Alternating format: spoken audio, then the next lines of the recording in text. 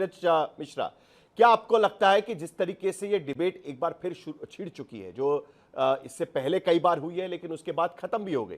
इस बार क्या सचमुच में ये कोशिश की जा रही है, जो आरोप कांग्रेस लगा रही है कि अब उनके पास सत्ता है तो एक बार फिर उनके वैचारिक मूल्यों के आधार पर यह प्रस्तावना हो जाए? साहिल जी, वैसे तो जो आपका आखिरी सवाल था अजय आलोक को, जिसने उन्हें थोड़ा असहज कर दिया, उसी में बहुत सारे जवाब थे कि क्यों जो इनके आइडियोलॉजिकल स्टॉलवर्ड्स थे उनको भी आखिरी में यह हार माननी पड़ी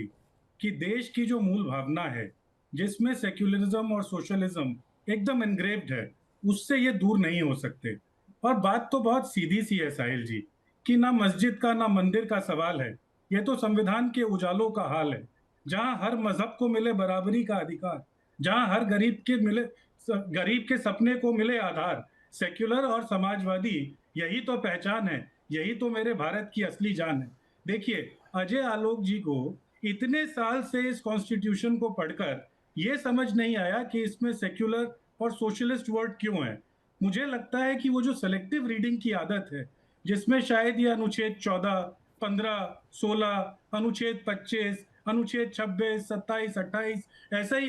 अनुच्छेद 38, 39, 40, इन सारे अनुच्छेदों को इन्होंने उस सेलेक्टिव रीडिंग के दौरान दरकिनार कर दिया होगा। क्योंकि इस संविधान के अंदर हम इस बात को तो नहीं नकार सकते कि प्रस्तावना में 1976 में ऐड हुआ, लेकिन इस संविधान की जो मूल भावना है, उस मूल भावना में धर्म के आधार पर और जाति के आधार पर और साथ ही साथ वो आर्थिक और सामाजिक आधार पर वो जो इक्वालिटी की बात रखी गई, वो जो प्रिंसिपल्स रखे गए, उसी को इस प्रस्तावना के अंदर डाला गया। और यही बात जब बार बार कोर्ट के दरवाजे खटखटाए गए, तो जैसा आपने ठीक कहा, चाहे वो केशवानंद भारती का केस हो, चाहे वो एसआर बुमई का केस हो, चाहे वो मिनर्वा मिल्स का केस हो, इन सब केसेस के अंदर भी सुप्रीम कोर्ट ने ये कहा कि जो संविधान की मूल प्रस्तावना है, उसमें सोशलिज्म और सेक्युलरिज्म दोनों सबसे बड़े पिलर्स हैं और उनके साथ छेड़छाड़ नहीं करनी चाहिए।